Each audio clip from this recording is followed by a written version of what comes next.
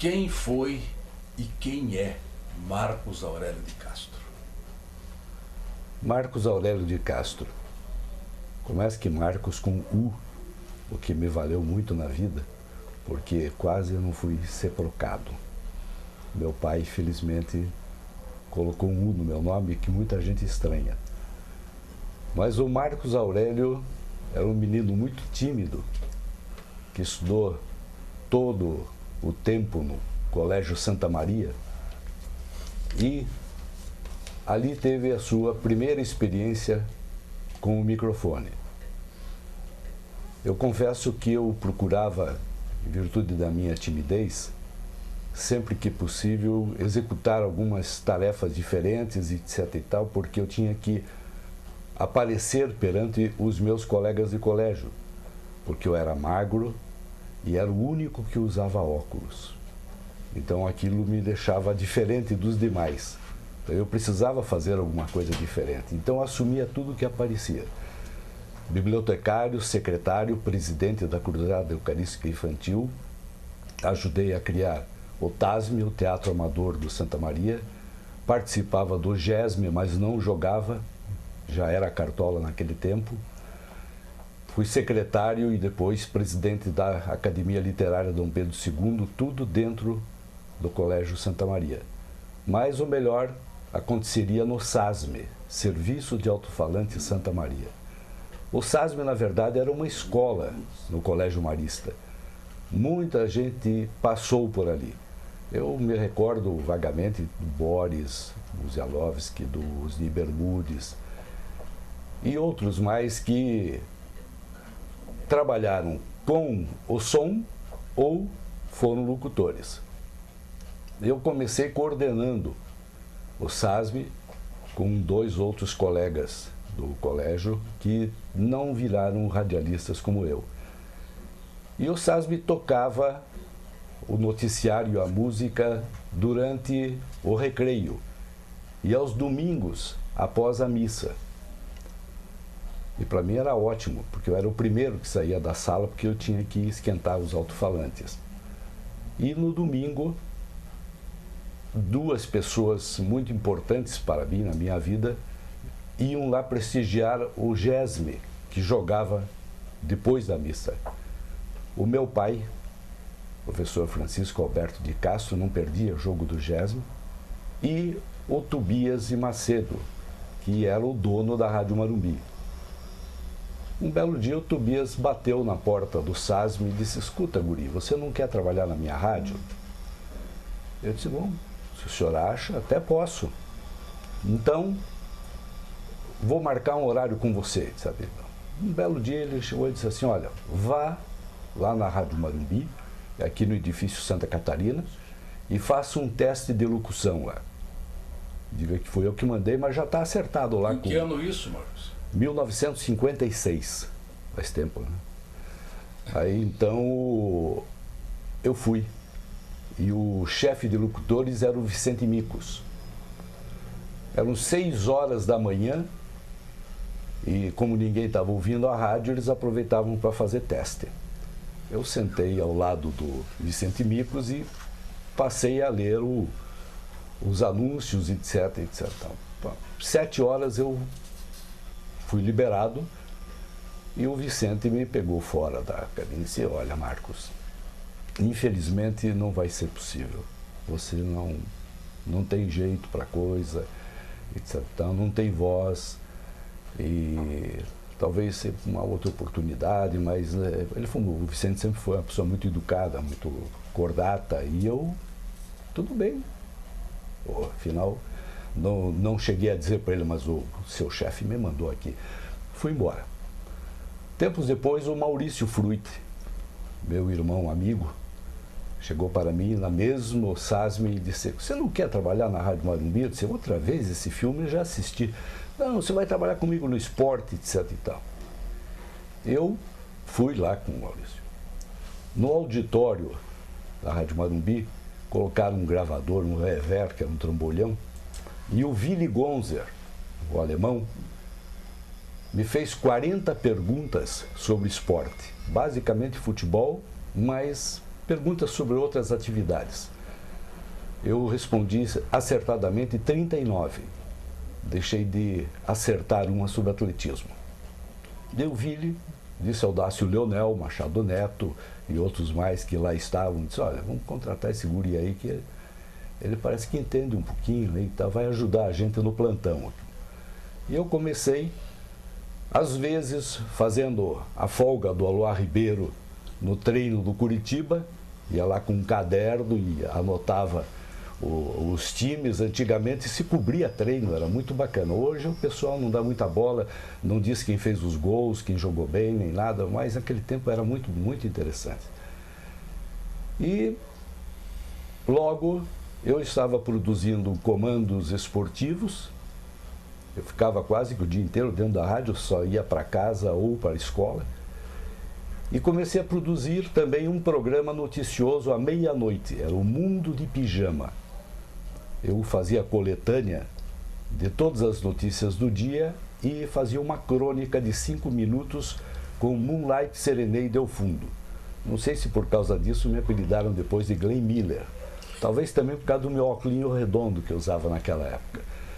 De qualquer modo, ali a Morumbi para mim foi uma bela de uma escola. Também porque às vezes eu ficava na cabine só com o operador do outro lado e pensando, olha, na minha timidez que estava indo embora. Por quê? Porque eu imaginava, puxa, tanta gente me ouvindo, etc e tal, eu realmente eu tenho que me desligar daquela timidez, etc. E gradativamente me desliguei. Mas me desliguei da Morumbi também, porque o Machado Neto foi para a ONG, Organização Najib Shed, e levou quase toda a equipe da Rádio Morumbi. O Aloá Ribeiro era um deles, eu fui um deles, o Maurício Frutti e tantos outros. Foi o meu segundo estágio. A Morumbi foi o primário, emissora curitibana foi o ginásio. Ali, com aqueles monstros sagrados, eu também consegui crescer um pouquinho mais dentro do rádio. 57, fim de 57. Eu fiquei 1 ano na Rádio Morumbi somente. E lá eu fui contratado pelo Dr. Najib Shed para ser locutor comercial, também apresentava um programa e fazia esporte como plantão esportivo, que o pessoal achava naquela época que era o meu forte. Porque já em casa, quando eu era garoto, eu vivia coringando rádio, ouvindo a Rádio Nacional, a antiga PAN, Jovem Pan. Hoje é Jovem Pan, antes era Pan-Americana, a emissora Continental do Rio de Janeiro e tantas outras. Aliás, um parêntese, eu ganhava o meu dinheirinho na rádio, ia para o Rio e para São Paulo e me apresentava nessas emissoras, na Bandeirantes, na Continental e tal, e pedia para fazer estágio. E eu ficava nas minhas férias, circulando pelos corredores, conhecendo as pessoas, e às vezes ia para o campo junto com a equipe. Cheguei a comentar um Botafogo e Corinthians no estádio de General Severiano. E com isso também aprendi muita coisa. Mas, no plantão esportivo, havia uma deficiência muito grande. Tinha apenas um rádio e eu tinha que ficar com o fone e ouvindo também o locutor as deixas dos narradores. Mas eu era obrigado a ouvir as emissoras e passar, etc. e tal. Um dia eu apelei aos meus colegas e disse, olha, escuta, vocês não dão jeito de me arrumar alguns auxiliares, alguns rádios mais para eu poder executar o meu trabalho melhor? Sabe como não? Então, dias depois me apresentaram 3 mancebos. Antônio Cury, Mauro Edson Carriel e Ayrton Ravaglio Cordeiro. Os 3 meninos que iam me ajudar no plantão esportivo. E ali nasceu, além de uma atividade profissional muito interessante, uma grande amizade. Amizade que, graças a Deus, perdura até hoje. Infelizmente perdemos o Mauro Edson, que faleceu, mas com Antônio Cury e Ayrton Cordeiro ainda tenho uma grande amizade. Com o tempo, os meninos queriam voos mais altos. E aí diziam, Marcos, vamos começar a gravar alguma coisa e vamos transmitir futebol e tal. Eu disse, eu também gostaria de mudar um pouquinho, mas não tenho jeito para transmitir futebol. Então comente. Aí nós levávamos o grande rever para a cabine do estádio do Dorival de Brito. Pela manhã havia jogos de campeonato de juvenis e o Ayrton Cordeiro, o Antônio Cury e o Mauro Edson se revezavam na narração e eu comentava. Um dia o Maurício Fruit, já chefe da equipe, disse para mim, você vai comentar agora, você vai passar a comentarista. Eu disse, não, tudo bem, vou passar a comentarista. E passei a comentarista esportivo. Não me recordo bem o ano, mas foi uma experiência interessante. Trabalhei com vários grandes amigos também, essas nossas duplas de narração eram muito interessantes, porque você se fixava bem nessa amizade. E fiquei até 59 na emissora curitibana. Um dia eu fui convidado pela Federação Paranaense de Basquetebol para compor a delegação que ia ao Rio de Janeiro para o Campeonato Brasileiro Juvenil. E convidaram a mim. Eu gostei muito da ideia, com tudo pago, isso é ótimo, vou. Aí fui conversar com a direção da rádio e a direção disse, não, você não vai. Mas é tudo pago, você não vai gastar nada. Nem quem é que eu ponho no teu lugar, enquanto você estiver fora. Aí eu pedi demissão e fui. Como eu não tinha mais a rádio para passar os boletins, eu acertei com a Gazeta do Povo. E aí começou a minha atividade na Gazeta do Povo, já como jornalista. Eu fiz a cobertura do campeonato, ficamos alojados na Ilha das Cobras, no quartel dos Fuzileiros Navais, no Rio de Janeiro, que foi também uma experiência notável para mim, porque o meu avô paterno era capitão de fragata da Marinha Brasileira. E eu, quando era piá, eu queria ser marinheiro, eu queria seguir os passos do meu avô. E por causa da vista e com o tempo eu eliminei essa ideia, eu nunca consegui. Então, eu fui para o quartel dos Fuzileiros Navais e aquilo tudo para mim era uma novidade muito grande, era muito bonito de ver o hino nacional pela manhã, etc e tal. Eu comentei com o tenente que nos acompanhava, e disse assim, meu avô era capitão de fragata e tal. Então. No dia seguinte de manhã eu voltei para o alojamento e minhas coisas não estavam mais lá. E eu fui falar com o tenente, minhas coisas não estão mais lá no alojamento, senão o senhor está agora no alojamento dos oficiais, o senhor tem um quarto privativo, porque nós encontramos o seu avô nos nossos anais e realmente, inclusive, ele foi um herói na Guerra do Paraguai. Então, esse foi um episódio muito interessante que o rádio me proporcionou também. Mas na minha volta, eu fiquei só trabalhando na Gazeta do Povo e parei com o rádio. Até o dia em que o Aloar Ribeiro tocou a campainha da minha casa. Ele disse, Marcos, eu estou montando uma equipe na Rádio Cultura e gostaria de contar com você. E eu fui com o Aloar Ribeiro. Realmente era uma equipe muito batuta, gente muito boa. O Dr. Abílio Osmo era um empreendedor, um homem que apostava no rádio, era a Rede Paranaense de Cultura, então era muito interessante o trabalho. E na Rádio Cultura eu iniciei a minha principal atividade. Depois do rádio, que foi a minha grande escola, que foi a minha profissão de Relações Públicas. Porque eu criei um departamento de Relações Públicas dentro da rádio, eu era o único, né? Só eu fazia, e mandava notinhas da rádio para os jornais. E com isso até foram aparecendo colunas de rádio, porque eu municiava muitos jornais com informações sobre a rádio e eles passaram a pegar de outras também. Surgiu até uma TV Programas, do Luiz Renato Ribas, da qual também eu tive a felicidade de participar.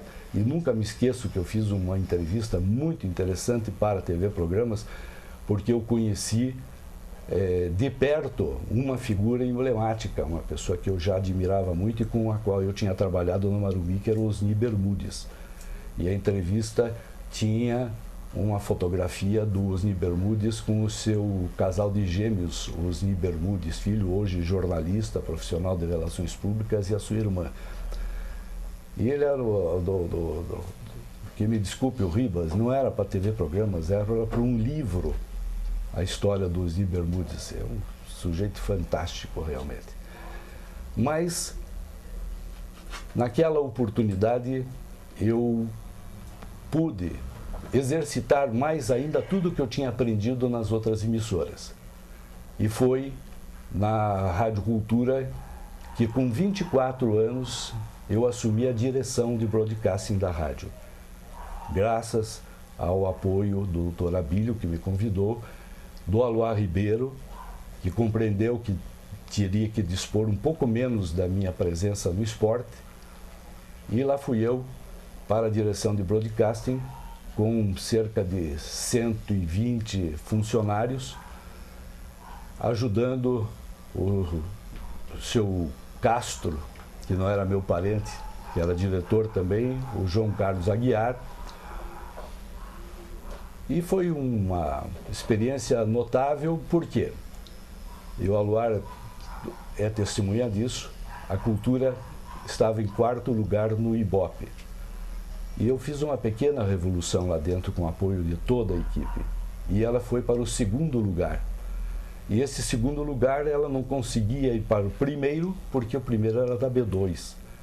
A B2 tinha as novelas, os auditórios, etc e tal, então a Cultura permanecia sempre na 2ª colocação. Qual foi a meta principal? Eu transformei a Cultura numa emissora eminentemente noticiosa.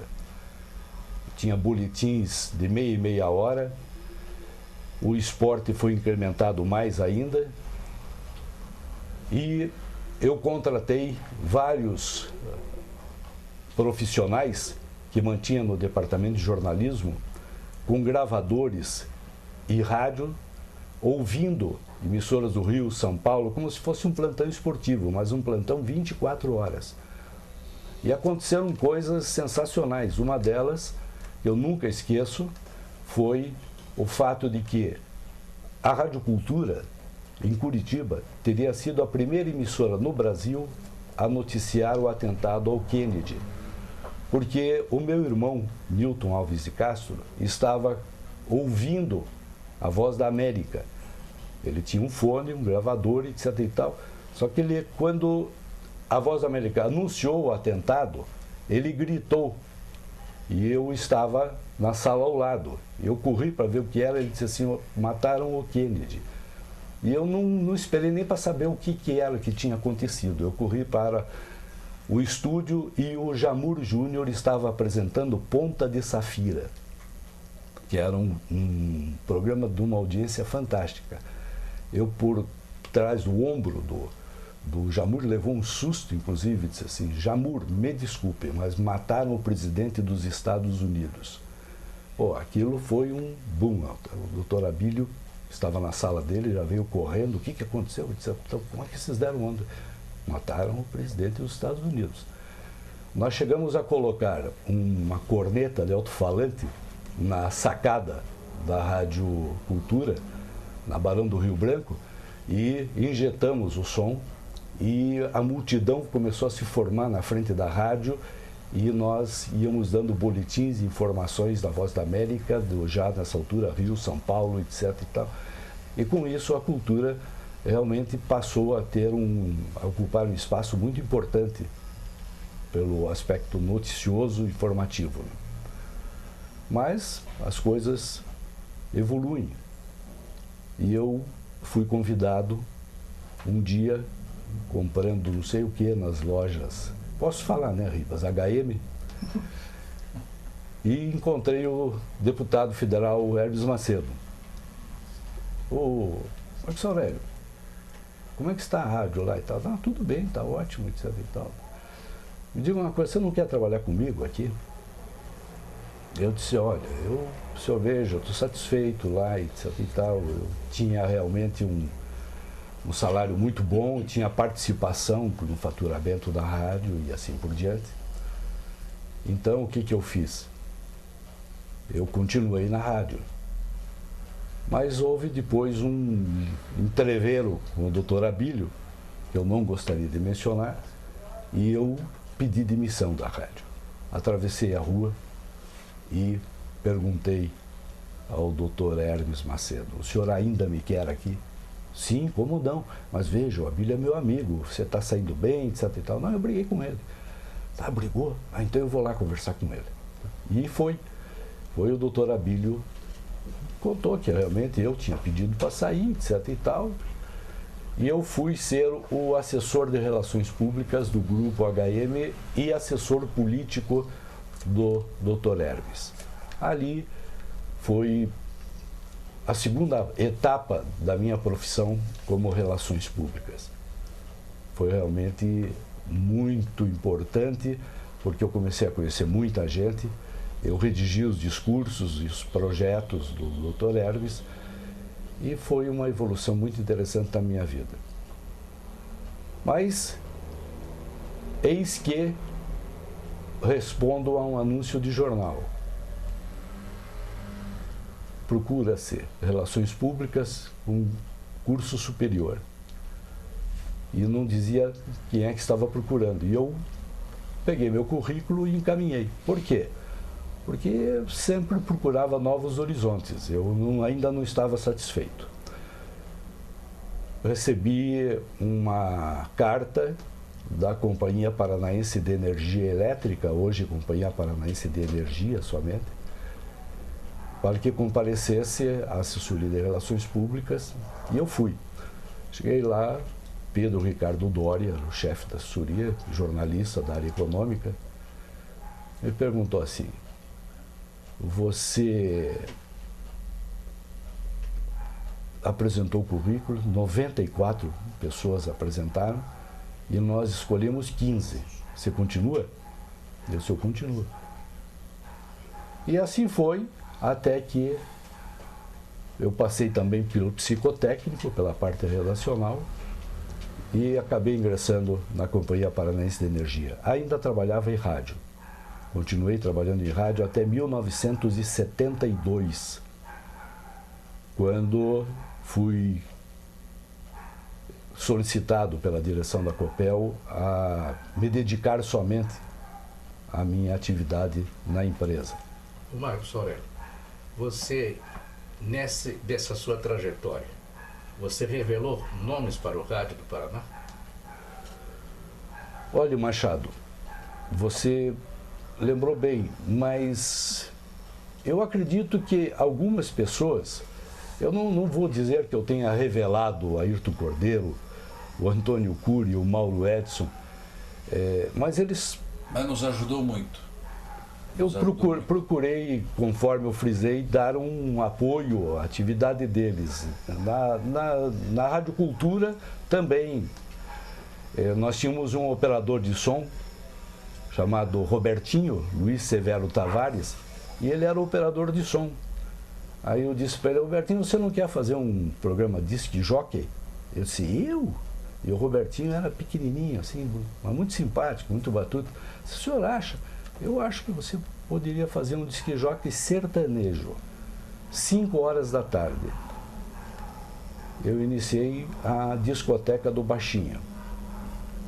O Luiz Severo Tavares tinha uma audiência fabulosa. Eu acho que foi uma pessoa que eu ajudei a revelar também para o rádio.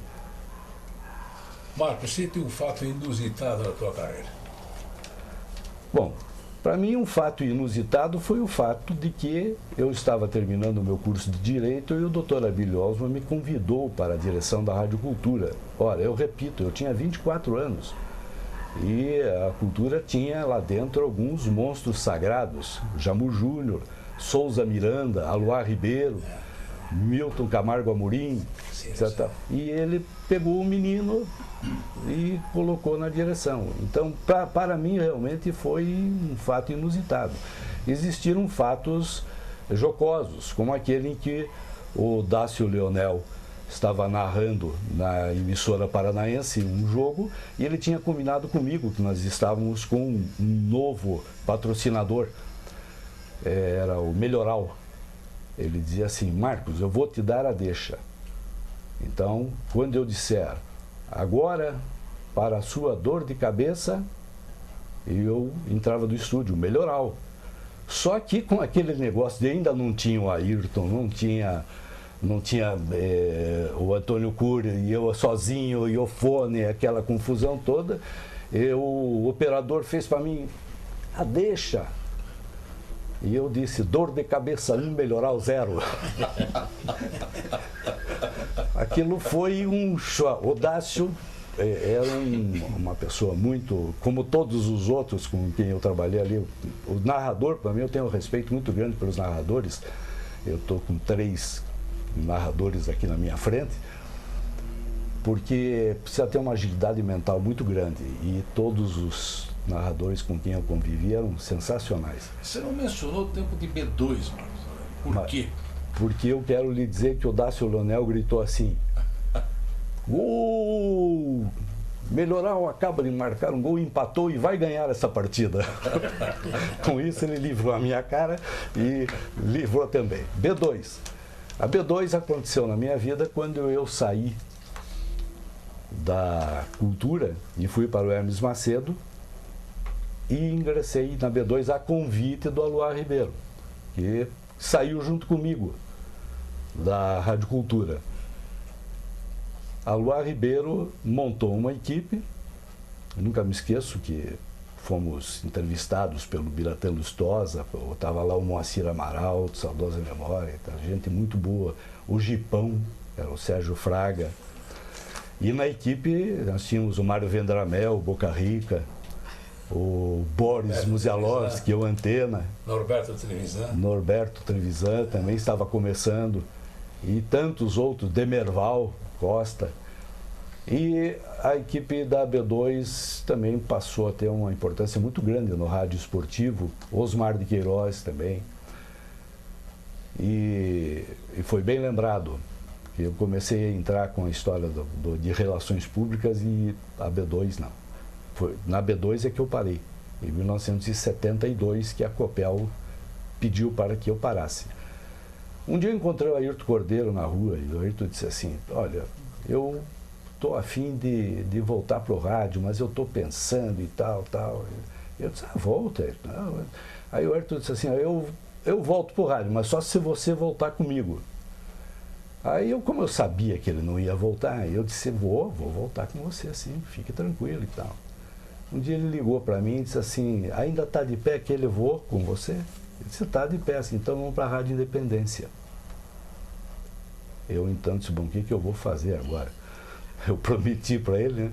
Procurei a direção da Copel e disse: olha, eu vou comentar, não vai atrapalhar em nada, etc e tal. E voltei a comentar na equipe da Rádio Independência, com o Euclides Cardoso na direção, depois o Gilberto Fontoura, Pinduca, e toda essa gente boa, e o Ayrton Cordeiro, como fiz uma dupla que eu considerei muito boa com o Aloar Ribeiro, depois com o Ayrton Cordeiro também. E foi um belo tempo, porque a Rádio Independência também teve uma participação muito boa na minha vida. Qual a sua maior emoção no esporte, no rádio? Você falou muito bem, no esporte ou no rádio, senão eu ia começar a falar no nascimento dos meus filhos. Mas no rádio, eu acho que a minha maior emoção me foi proporcionada pelo meu pai. Você vai achar estranho. Você, puxa, o Marcos podia falar de alguma coisa interessante na vida profissional. Não. Meu pai tinha tido um derrame cerebral, estava acamado, e eu sempre achava que o meu pai não gostava muito da ideia de que eu era radialista. Porque o Jair Brito já falou aqui, e outros tantos já falavam naquele tempo, o radialista é um proscrito, não servia para nada. Então, o pessoal olhava a gente assim com maus olhos. E eu achava que o meu pai, que era uma pessoa muito séria, muito compenetrada e tal, ele não estava gostando muito da minha atividade. E um belo dia eu fui visitá-lo no quarto, na cama, e ele estava com um radinho do lado, coisa rara. Aí eu disse para a mãe, o que o pai... Seu pai sabe todas as horas, todos os momentos em que você fala no rádio e ele quer ouvir você. Ele é teu maior fã. Essa foi a minha maior emoção. Foi a maior emoção que eu tive ao constatar que o meu velho acreditava em mim e me apoiava na minha atividade. Marcos, um jogo memorável da tua carreira. É um ou vários Jogos. jogos memoráveis? Olha, eu tinha que me ater a Atletibas, mas acho que foi fantástico assistir no Maracanã e comentar aquele jogo das eliminatórias do Mundial, em que o Brasil derrotou o Paraguai com 200 mil pessoas no estádio. Aquilo ali me deixou... 1-0, né? 1-0, foi um jogo fantástico e também pela multidão, etc. Mas eu tenho outras coisas interessantes. Eu talvez tenha sido a única pessoa, talvez o Ayrton também, mas ele vai me dizer. Eu assisti as 3 despedidas do Pelé, no Maracanã, no Pacaembu e em New Jersey, onde estava o Ayrton com o Capitão Hidalgo e outros diários, Lombardi. Então, essa também foi uma emoção muito grande. O Pelé jogava no Cosmos, eles adaptaram lá um estádio de beisebol e ali eu fiquei emocionado porque eu vi a fotografia do Pelé na primeira página do New York Times. Então, eles não davam esporte na primeira página e a despedida do Pelé apareceu ali. E para mim também foi muito emocionante. Marcos, eu acho que você descobriu, né? Acho que você lançou o Manuel Erlington Vampier, que era apenas um eletricista auxiliar do Zamboni, na Rádio Cultura, e não tinha noticiarista, ele tinha uma voz muito bonita, e você o lançou, e depois ele foi para a Globo e acabou na BBC.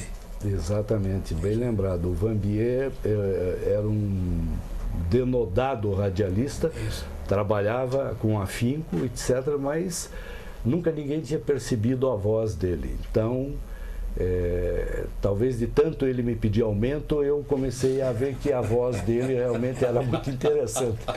E acabei fazendo com que ele fosse para a locução. E realmente... Você lembrou bem, ele foi parar até no exterior, tinha uma voz fantástica. Agora eu lembrei dos nossos disc-jockeys na cultura, eu descobri que o Souza Miranda ainda está trabalhando em Santa Catarina, em Florianópolis. 93 anos, né? Com 90 e poucos anos, tinha uma voz aveludada, espetacular. Ele apresentava o nosso encontro, 11 horas da manhã, depois do Ponta de Safira, do Jamur. E aí me faz lembrar uma outra coisa interessante. Nós tínhamos o grande jornal da noite, Cultura.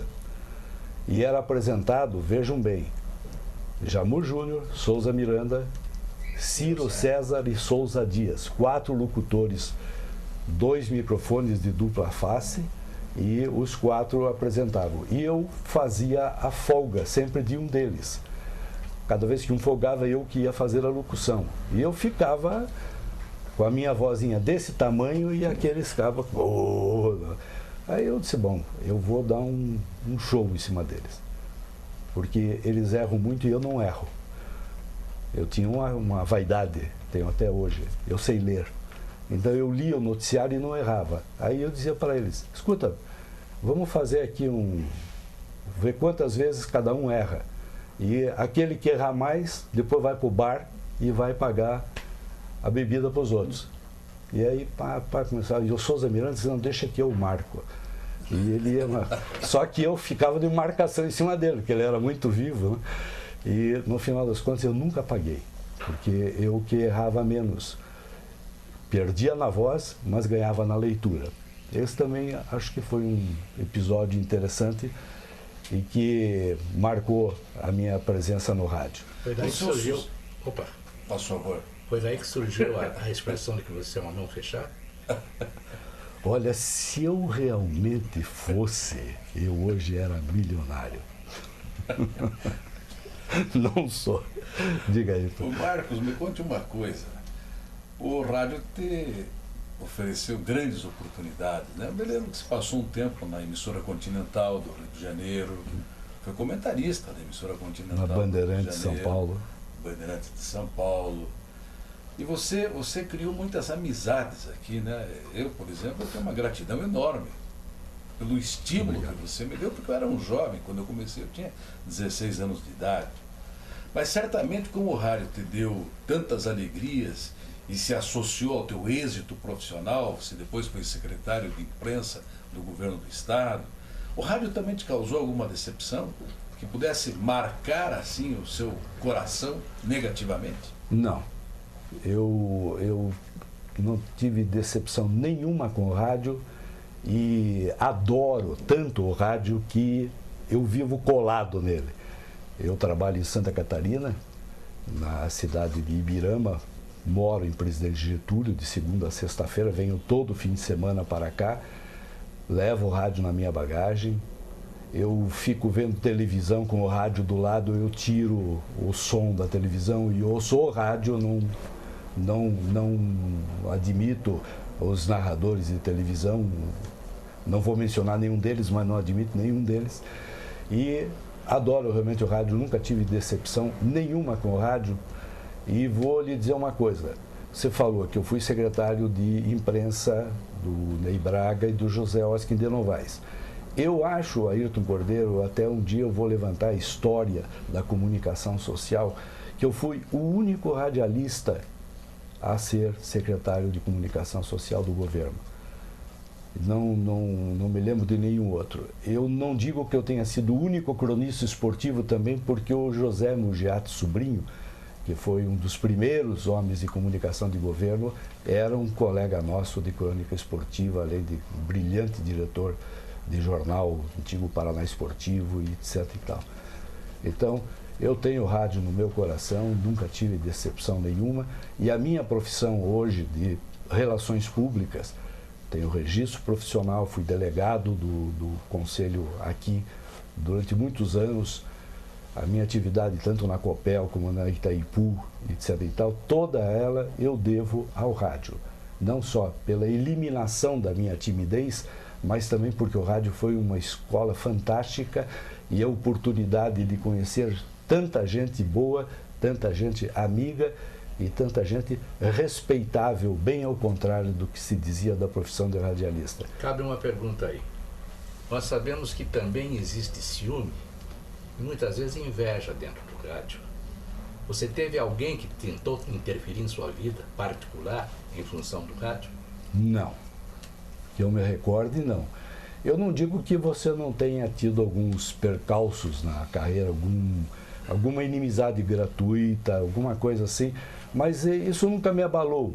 Eu sempre fui uma pessoa que procurou pensar no bem-estar dos outros. Eu acho que nunca provoquei inimizades, as inimizades vieram do outro lado, mas nunca provoquei inimizade, tanto que eu tenho aqui vocês como testemunha da amizade que eu ainda tenho com as pessoas com quem eu convivo. É claro que existem pessoas maldosas em todos os lugares, etc. e tal.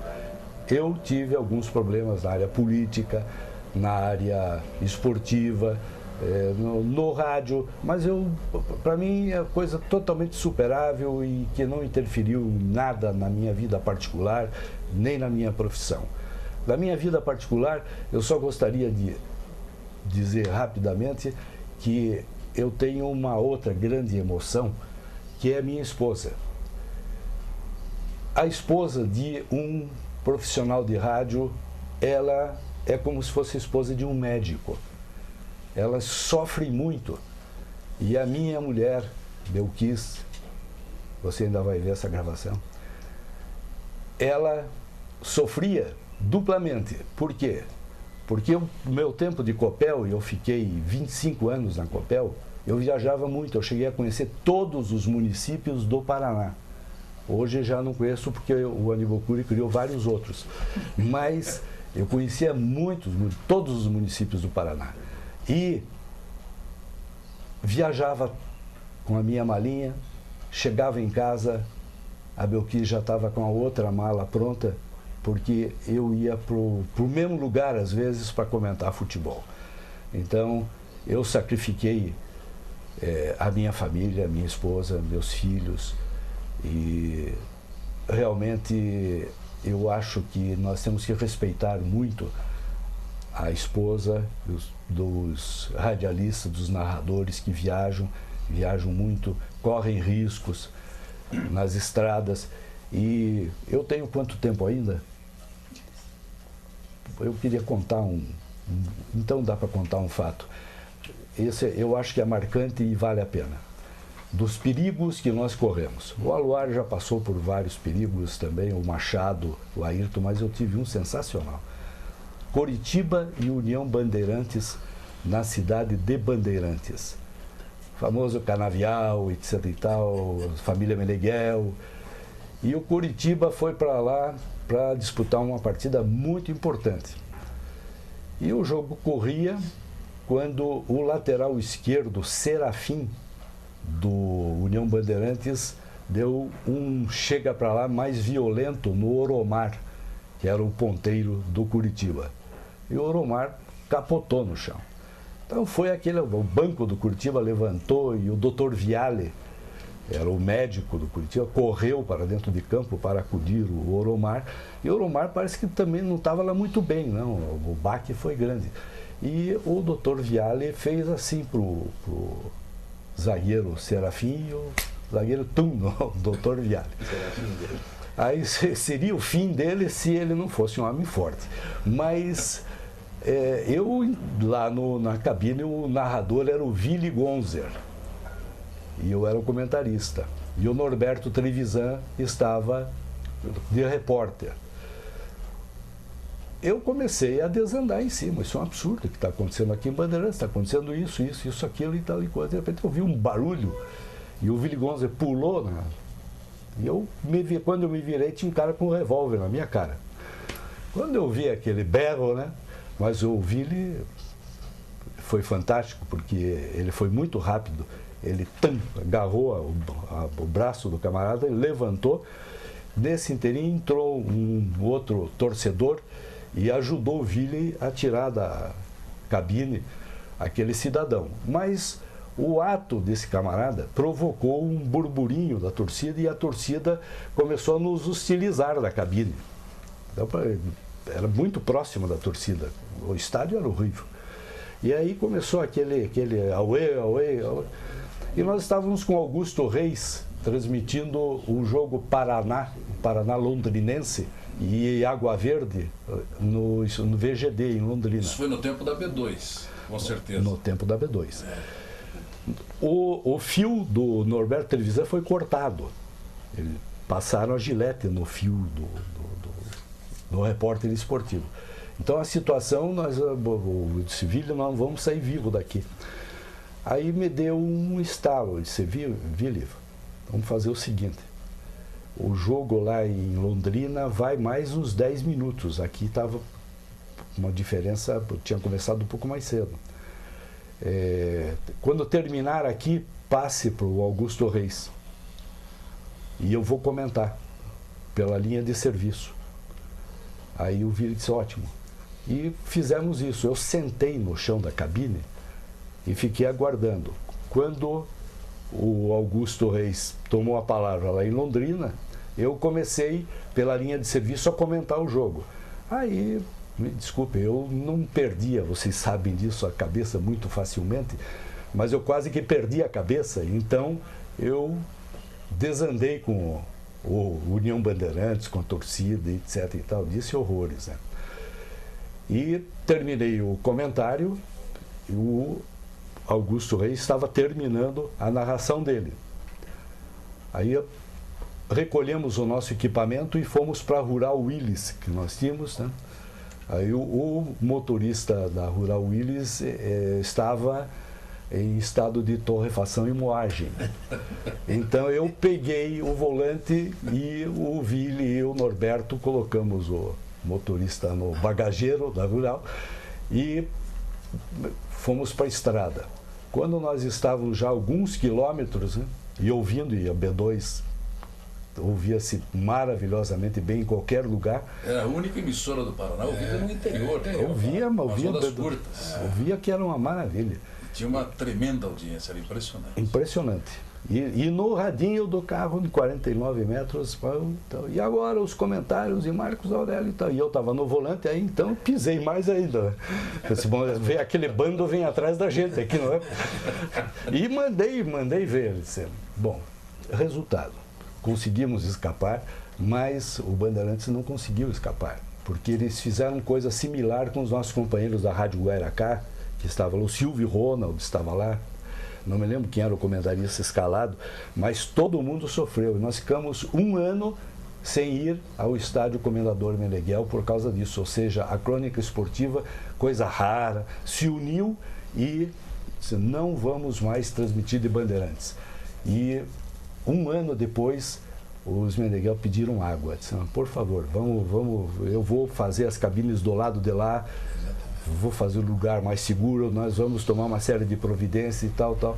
Então foi ótimo que acontecesse esse episódio, mas foi um episódio curioso da minha vida.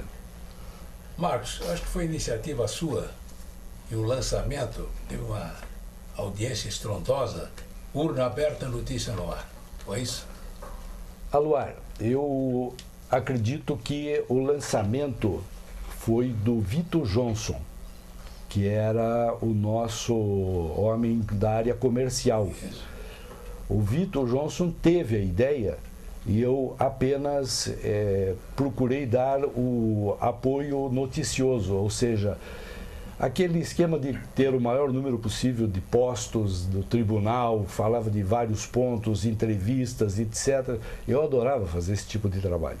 E realmente o Urna Aberta Notícia do Ar foi um episódio muito interessante, até lembrado pelo Jair Brito, aqui mesmo, em que ele considerou que foi um ponto máximo da radiofonia, porque dava-se a informação de uma maneira amadorística, era muito difícil. Hoje o repórter fica na frente do computador e tem todas as informações em poucos minutos, a facilidade é enorme, mas naquele tempo era muito complicado, realmente era muito difícil e a gente contava mesmo com o apoio dos amigos, o apoio dos companheiros que levavam a fundo a sua atividade. Nós varávamos 24 horas, lembra, Luar, com a Marmitex? A rádio fornecia Marmitex e nós não saímos dos nossos postos com a Marmitex. Por falar em Marmitex, Machado, lembra das corridas do Perereca, do Altair Barranco, etc., pelas ruas? Na Rádio Marumbi, voltando à Rádio Marumbi, uma vez o meu posto, sabe onde era? Em cima do telhado do Rubinec, do bar dele, lá na Brasília e Tiberi, Valdomiro Rubinec. Realmente é outro momento interessante da carreira dos homens do esporte, as atribulações pelas quais nós passamos e que sempre nos renderam algo muito positivo. Tinha outra. A primeira transmissão da qual eu participei foi de ciclismo, com o Biratã Lustosa dentro de um Fusca. E eu disse ao Biratã, vamos fazer a primeira entrevista com o vencedor. Ele disse, mas como é que nós vamos fazer, etc e tal.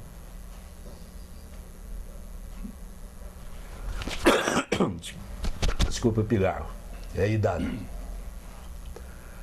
Aí ele disse, bom, como é que nós vamos fazer? Eu disse, pegamos o microfone, amarramos na ponta de uma vassoura e de dentro do carro emparelhamos com Jaime Nunes da Silveira e ele ultrapassou a linha de chegada aos gritos, nós pusemos no ar os gritos do Jaime Nunes e as primeiras palavras dele como vencedor daquela corrida.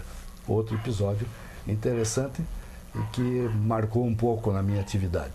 Marcos, isso aí, inclusive, eu com o Biratã Lustosa, nós fizemos durante a corrida, e os Di Bermudes improvisou um microfone que punhamos para fora da rural e na corrida. Mas eu queria aproveitar essa oportunidade, Marcos. Você passou o espanador da minha memória, porque eu, velho como estou, já não lembrava de muitos fatos que foram relembrados. Então eu queria dizer que foi muito oportuna essa sua entrevista e eu fiquei deveras satisfeito por ter podido relembrar de vários fatos que eu já havia esquecido. Muito obrigado pela sua narrativa. Não, o que é isso, Machado?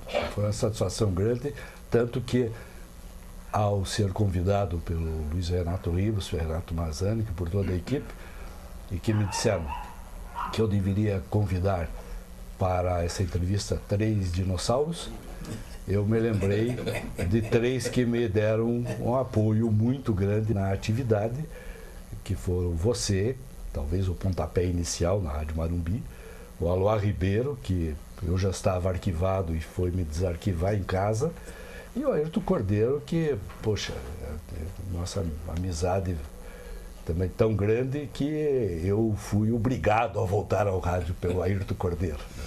Marcos Aurélio, eu vou repetir mais ou menos o que o Machado disse, porque o sentimento da gratidão, ele é eterno, ele é perene, né? E você deu uma contribuição ao rádio muito grande. Eu vou destacar um ponto que hoje é muito controverso no rádio atual, que é a independência, a imparcialidade, a forma correta de colocar as coisas. Você nunca escondeu de nenhum de nós que você é um torcedor do Curitiba fervoroso. Me lembro quando nasceu o seu primeiro netinho, filho do Guilherme. O Guilherme nasceu e o filho do Marcos Aurélio, neto também do Marcos Aurélio, filho do Guilherme, foi registrado como sócio do Curitiba. Eu acho isso maravilhoso. Agora, mais maravilhoso é saber que você, na sua profícua gestão profissional de rádio, você nunca confundiu a sua paixão do coração com o seu trabalho profissional. Mas isso tem um preço também, né? Tem. E grande. E grande. E eu vou lhe dizer uma coisa. Eu conheci o meu sogro já falecido, Oswaldo Kachensky, que era do Britânia, torcedor ferrenho do Britânia. E eu aproveitei o fato de ser o genro dele para pedir autorização a ele para dizer que era torcedor do Britânia. Então, sempre que chegavam para mim e perguntavam, mas afinal eu não sabemos, eu ouço os teus comentários e não sei para quem que você torce, você não distorce. Aí eu disse, chegou quando eu conheci o Kachensky, eu passei a dizer, eu sou torcedor do Britânia. Aí ninguém me falava mais nada, porque o Britânia era o time... Não fale mal do Britânia. Eu sei, Machado Neto, eu ia fazer um elogio. Claro. A Britânia tinha o cognome mais bonito, era o Tigre, tinha o uniforme mais bonito, alvirrubro, e tinha um estádio mais gostoso que o meu sogro regava com o corpo de bombeiro. Né? E o torcedor mais simpático que era o Machado Neto. Muito obrigado. Assim. Marcos, eu acho que quero só encerrar rapidinho e dizer que você venceu pelos seus próprios méritos, claro. Agora você tem uma grande coisa. Além de torcer pelo Curitiba, que é o meu clube também, você é botafoguense de coração. Nós 3. O Ayrton também, não sei se vai Flamengo. Parabéns pela vida, Marcos. Parabéns. Muito obrigado para todos.